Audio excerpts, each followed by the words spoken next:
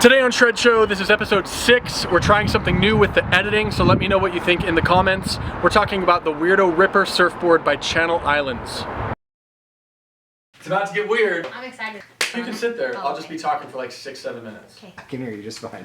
Hello and welcome to Shred Show. I am your host. We are the most stoked surfboard show on the internet today. Pop your tank top tomorrow. Someone might be better than us, but today this is ours. Let's talk about a board. This is the Weirdo Ripper by Almeric. I don't think it's that weird of a board. I think it's a really sensible way to make a small wave shortboard. We always give the board a rub when we look at it. Look at the foil. Foil meaning how the foam is dispersed from the center, blading out towards the tail, blading out towards the nose of the board. Very generous foam kept in this board from nose to tail, rail to rail. Rail's pretty generous, pretty forgiving. If we screw up our weight placement for a millisecond, we can probably recover pretty easily. This obviously has a single concave. If we look at the single concave on this board, touching rail to rail, giving us space here at the stringer, and moving back, something amazing happens. The stringer coming up, raising up slightly from the rest of the deck of the board. And as we move this through, we see double concave. Excellent way to do the bottom of this board, I think. Interesting swallowtail on this board, though. This swallowtail comes out in a swallow fashion, but then kind of squashes off back here.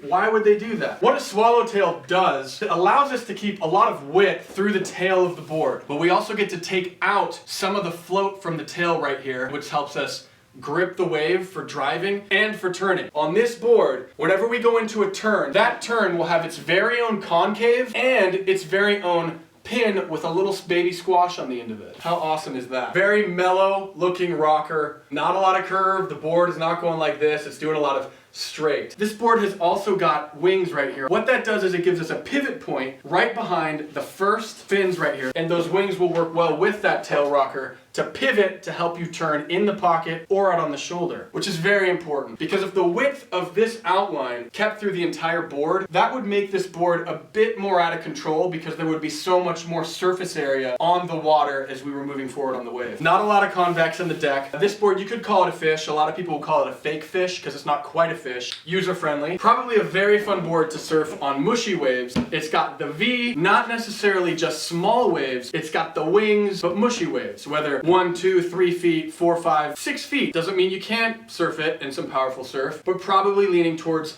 the mushier stuff. If you've ever ridden this board, please let us know in the comments. If you've ridden a board like this, let us know as well. We really look forward to seeing you next week on Shred Show.